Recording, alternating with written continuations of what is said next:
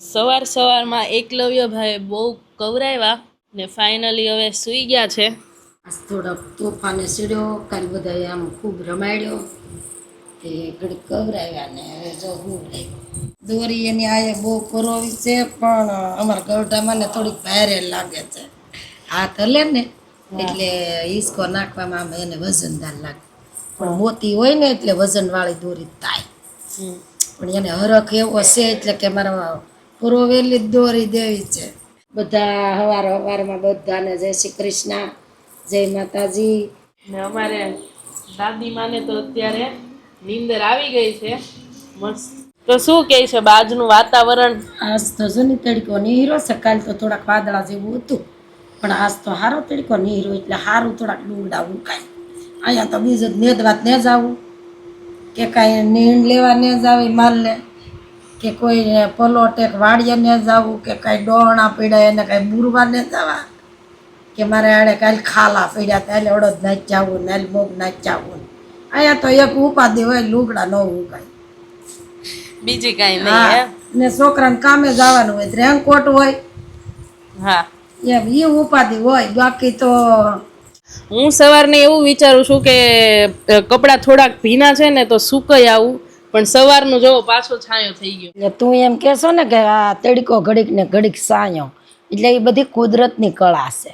એટલે એમાંની એક ધૂન છે, કેવી છે કુદરતની કળાયણ તાર્યું તે યાગળ થાય. દશરથ રાજાએ મનમાં વિચાર્યું, સુવાર પડે ને રામને ગાદી બેસાડું.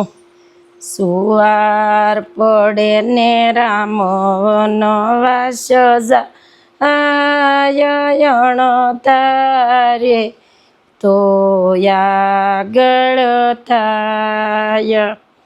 કેવી છે કુદરતની કળાયણ તારું તે યાગળ થાય. એટલે ગમે એ ધારે બહુ ધારવું નહીં. ગમે એ વસ્તુ તમે ધારો ને તો એ આપણું ધાર્યું નથી થતું.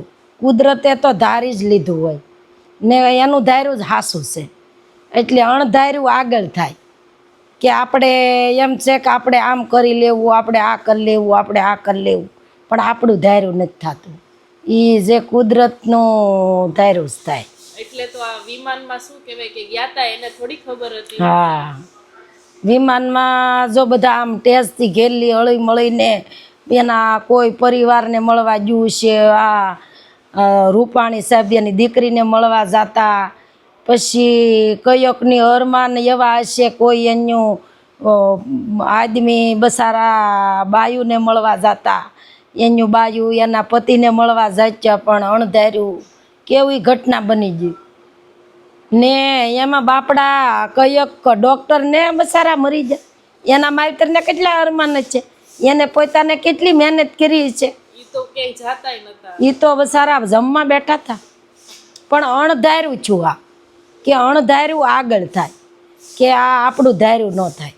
એટલે બહુ ધારવું નહીં. એટલે મતલબમાં કહેવાનો અર્થ એ છો કે બહુ ધારીને બેહવું નહીં.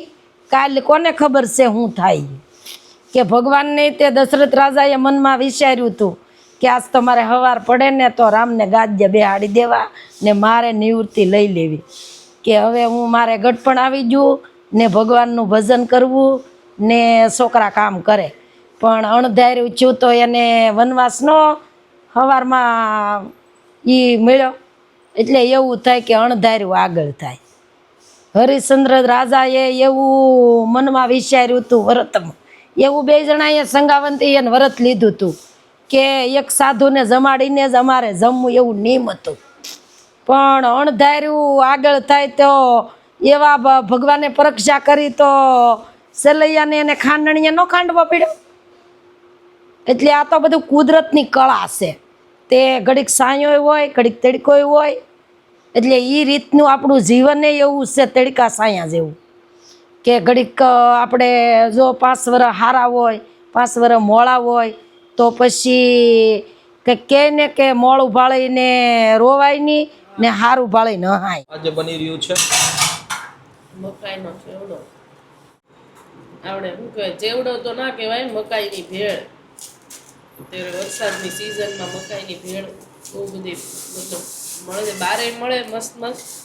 ઘરે આપણે બનાવીને ખાઈએ, કેમ કે અત્યારે વાતાવરણ બહુ સારું નથી ને, તો જો કે મારી તબિયત થોડીક બગડી ગઈ છે એટલા માટે ઘરનું ખાવું વધારે સારું છે. બહારનું તો બહુ ખાવું એટલે તબિયત બગડી, હવે ઘરનું ખાઈ લઈએ. તો અત્યારે મસ્ત તમે જોઈ શકો છો સેવડો બની રહ્યો છે.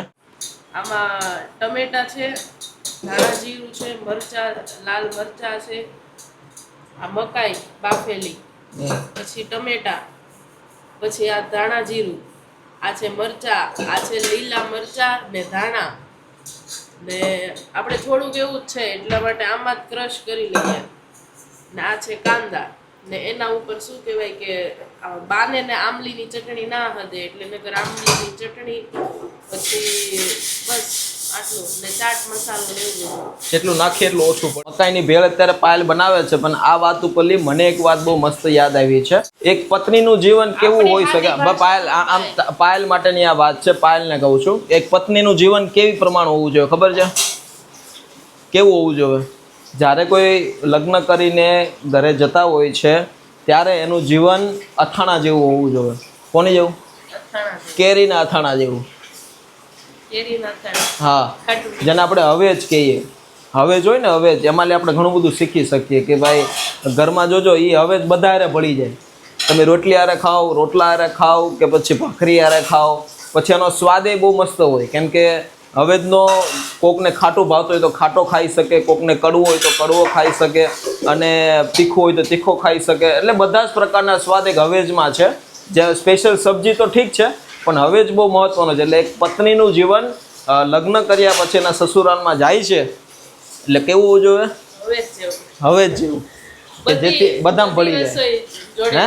બધી રસોઈ સાથે ખાય છે. હા, બસ. તો બસ આ જ મહત્વની વાત છે.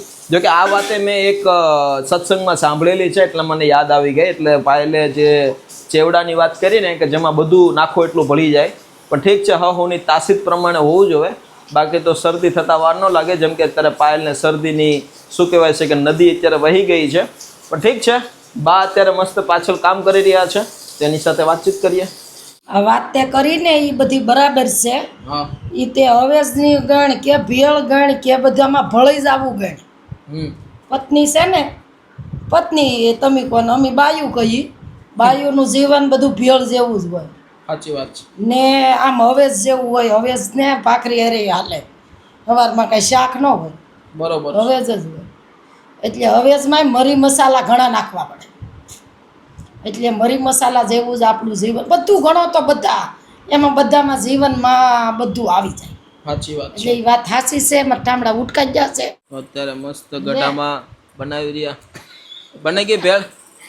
તમે તો ઓલા જેવી બનાવી. આપણે આમ તો પછી છે ને આવી એક લારી નાખી દેવી. હું પછી આપણે આવી ખાના પીનાની લારી નાખી દેવી. આવી આપણે પછી કહું જાગવું આવી જાય ને, છોકરા મોટા થઈ જાય ને પછી એક આવી ખાના પીનાની બોલે હાલે હો. તો મસ્ત અત્યારે ભેળ બનીને આવી ગઈ છે, અને જેમ ભેં ખાય એવી રીતે ખાવાની છે. હે એમ ન એકદમ ધરાય. તો જેમ ભેને ખાણ દઈએ ને એટલે ઈ તો ખાવાની રીત એવી હોય ને તો એમ કહેવાય. આ તો શું કહેવાય કે હા ચાવી ચાવીને ખાવ તો ભે શું કામ માણસ જ લાગશો. મારે એટલી બધી નથી કરે. આ મારી છે ગઢામાં નિમક મે ઓલા વિનાની. તમે કેટલા ભાઈ બેન છો? તમે કેટલા ભાઈ બેન? ભાઈ બે ને એક બેન. તાર નામ શું છે? હિતવી. હે? હિતવી. હિતવિક. બેન તાર બેનનું નામ? ઋતિકા. બેન ક્યાં છે? આ તારી બેન છે? જય શ્રી કૃષ્ણ બેન. જય શ્રી કૃષ્ણ. તમારું નામ શું છે? ઋતિકા. હે? ऋतिका. ઋતિકા. કોને રાખ્યું નામ તમારું? હે? મારા મમ્મી. તાર મમ્મીએ રાખ્યું? તાર મમ્મી પણ તારા જેવા જ છો. અત્યારે અમે લોકો એક આપણા ખાસ સપોર્ટર છે એમની ઘરે આવ્યા છીએ. જો કે એમને એવી ઈચ્છા હતી કે તમે રૂબરૂ અહીંયા આવો અને એમને પ્રભુજી માટે ખૂબ સારી અમથી રીતે શાંતિથી ભરપેટ જમી શકે એ માટે નાન ખટાઈ અને પ્રભુજીના રૂમાલ બધું જ પેકિંગ એમને કરીને રાખ્યું છે. અને બહુ મોટી વાત છે. જો કે એમનું નામ અને એમની વિશે એને જણાવવાની ના પાડી છે, પણ એમનું જે પણ કાંઈ કહેવાય ને કીટી પાર્ટી તરીકે જેટલી પણ બહેનો છે એમના ગ્રુપ મંડળની અંદર બધાનું ફૂલની તો ફૂલની પાખડી રૂપે સહયોગ ભેગો કરી અને બધા લોકોએ ભગવાન માટે સારી રીતે એને સહયોગ આપ્યો છે. તો થેન્ક યુ સો મચ. બસ દોસ્તો, આ જ સૌથી મોટી વાત છે કે જે વિડીયો બનાવીએ છીએ એનાથી એકબીજા લોકો પ્રેરિત થાય છે અને કંઈક ને કંઈક મદદરૂપ થાય છે. પણ કાંઈ વાંધો નહીં, હવે અમને અમે લઈ લઈએ. Thank you so much. હા, અમે લઈ જશું, વાંધો નહીં. બે જણા લઈ લેશે.